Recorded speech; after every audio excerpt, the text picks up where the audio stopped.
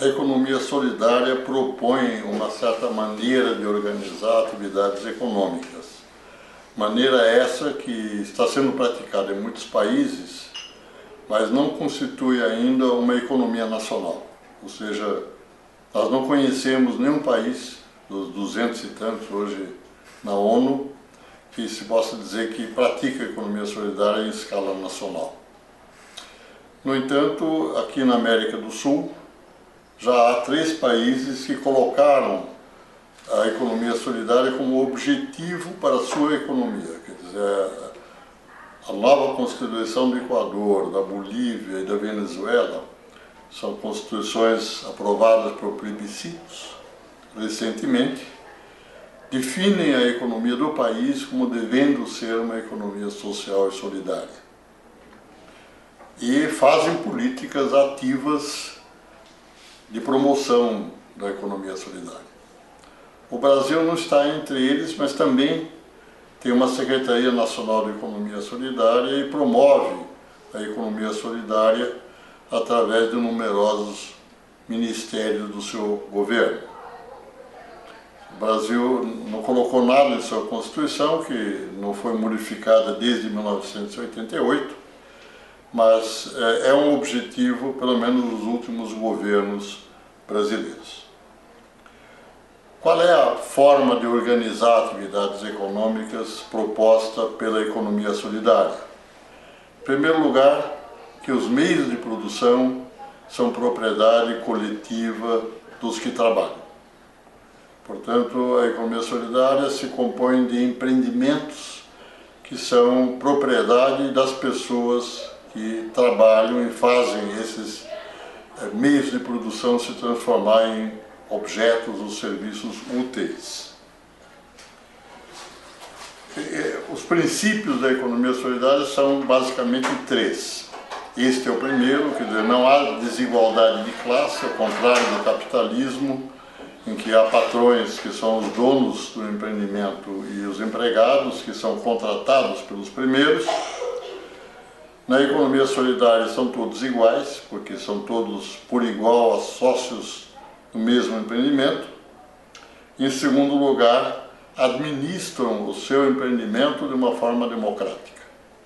Isso foi inventado já há muito tempo. Rochdale, uma cooperativa de 1844, uma cooperativa inglesa, fez esses princípios que nós estamos até hoje cumprindo. Em primeiro lugar, uma cabeça, um voto. Quer dizer, os sócios da cooperativa ou do empreendimento de economia solidária discutem e, quando têm opiniões divergentes, acabam votando e cada pessoa tem um voto, por igual. Em segundo lugar, todas as decisões são tomadas coletivamente em assembleias e, portanto, a rigor, ninguém manda e também ninguém obedece. Em terceiro lugar, as relações dos empreendimentos de economia solidária com outros clientes, fornecedores e assim por diante, obedecem a regras que hoje nós chamamos de comércio justo e solidário. Essas regras são éticas. Os preços que os empreendimentos de economia solidária devem cobrar pelos produtos ou serviços que eles vendem devem dar benefícios aos que trabalharam e produziram, iguais àqueles que compram e vão consumir esses bens e esses serviços. Há um esforço de calcular os benefícios lado a lado e o justo define precisamente essa igualdade de benefícios. Não é fácil fazer isso, exige muitos cálculos, mas exige, sobretudo, uma grande proximidade entre produtores e consumidores. É uma política dos empreendimentos de economia solidária, sobretudo os que produzem alimentos, de que os consumidores visitem o empreendimento e vejam com os próprios olhos de que maneira os produtos são produzidos.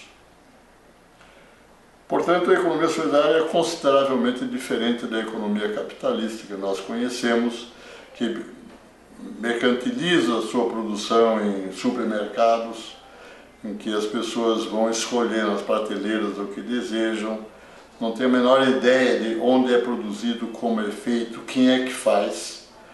Enfim, a economia solidária, de certa maneira, é o oposto da economia capitalista, e isso não é coincidência, isto é deliberado. O que eu queria chamar a atenção é de que esses princípios podem ser praticados de muitas maneiras. Por exemplo, a autogestão. Um empreendimento pequeno, um empreendimento, vamos dizer, com menos de 50 pessoas, a autogestão pode ser praticada no que nós chamamos de democracia direta. Ou seja, a cada momento que é preciso tomar alguma decisão, as pessoas param de trabalhar, se reúnem, discutem e tomam sua decisão. Se em vez de 50 pessoas o empreendimento tiver 500, isso já não dá para fazer. Precisa de espaço e, além do mais, fazer 500 pessoas pararem de trabalhar é um prejuízo, é um custo bastante alto. Então, em empreendimentos de maior tamanho, a autogestão se faz através de democracia representativa. Ou seja, os trabalhadores elegem representantes conforme o setor, conforme a atividade, e esses delegados deles é que tomam as decisões em seu nome. Praticamente não existem empreendimentos de economia solidária que não façam assembleias de vez em quando, mesmo com muita gente. Mas conforme o tamanho, essas assembleias são mais raras, uma vez por ano, 2 vezes por ano e assim por diante. O que eu quero chamar a atenção é de que a aplicação prática dos princípios da economia solidária são extraordinariamente variados, dependendo não só do tamanho do empreendimento, o número de sócios que ele tem, mas da sua cultura. Nós temos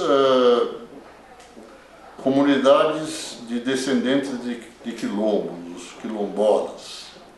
Eles praticam a economia solidária de acordo não só com esses valores, mas de acordo com suas tradições. Isso assume formas próprias. As aldeias indígenas também praticam a economia solidária através das suas próprias tradições. Ou seja, a grande variedade cultural do nosso país, mas isso vale para todos os países, faz com que a economia solidária tenha uma variação muito grande na maneira de transformar os princípios numa prática real. Isso é interessante porque cada vez que nós criamos um empreendimento de economia solidária, provavelmente com pessoas que nunca o tinham feito, que estão aprendendo, portanto, ao fazer, há um processo novo, inteiramente original de aprendizado. Eu diria que, assim como não existem duas pessoas inteiramente iguais, clone não existe, também não há dois empreendimentos de economia solidária inteiramente igual.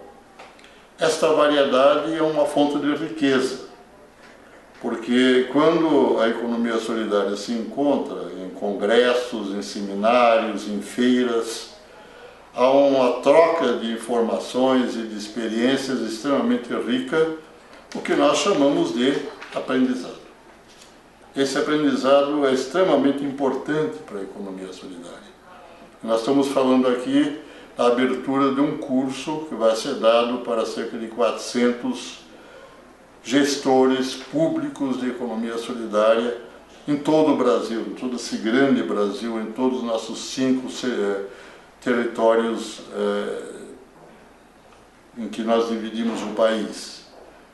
De modo que este curso vai ser mais uma vez um processo de troca de experiências, de troca de informações e desta maneira todos aproveitarão, eu diria duplamente. Cursos de economia solidária não é geralmente um professor falando e os demais aprendendo dele, mas uma interação muito mais geral e muito mais rica.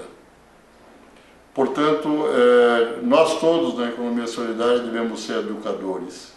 Não há como fugir disso. Nós temos o que ensinar e certamente temos muito que aprender.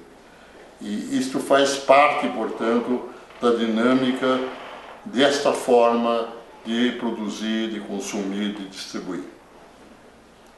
Quero chamar a atenção de que a criatividade na economia solidária chama a atenção.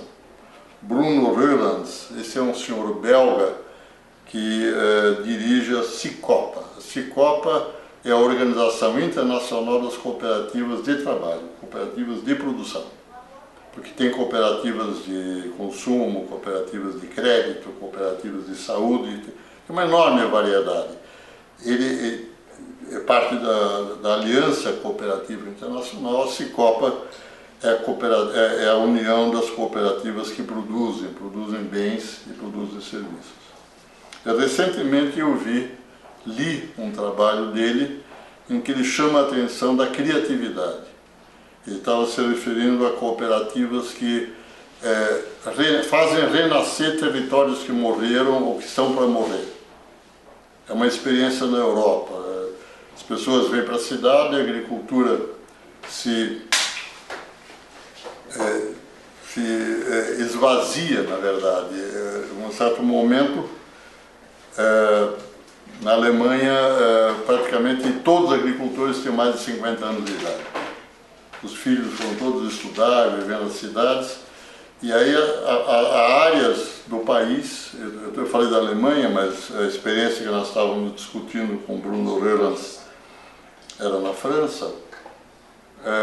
Um grupo de estudantes foi a uma área dessas que estava praticamente fechando tudo, a igreja, a prefeitura e assim por diante, e reviveram, conseguiram criar, junto com criadores de carneiros, uma área que hoje vive da lã e do turismo. E são experiências que estão acontecendo no mundo inteiro, acredito que inclusive no Brasil.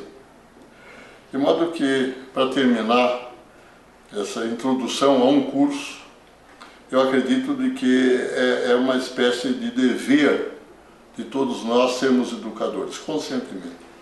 Nos educar para começar, mas também permitir que outros sejam educados. Educar significa receber, utilizar e recriar conhecimentos.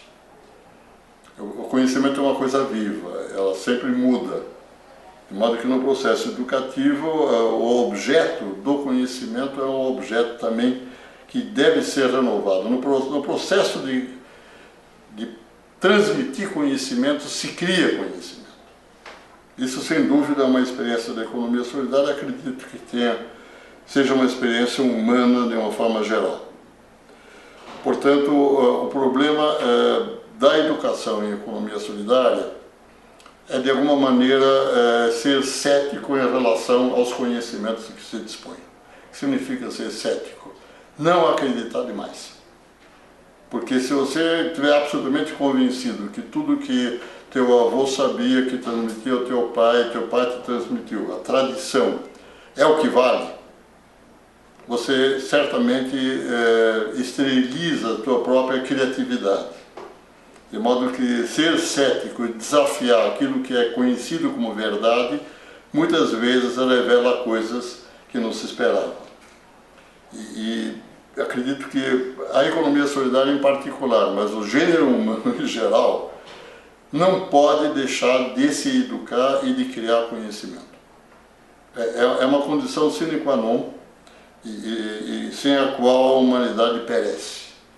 E nós temos efetivamente, agora que a humanidade enfrenta um enorme desafio ecológico, que é o aquecimento do nosso planeta, nosso pequeno planeta do sistema solar, nós temos mais do que nunca que aprender e, ao aprender, gerar novos conhecimentos para fazer com que a humanidade crie as condições da sua própria permanência, porque, eu diria pelo menos, é uma criação que não merece perecer.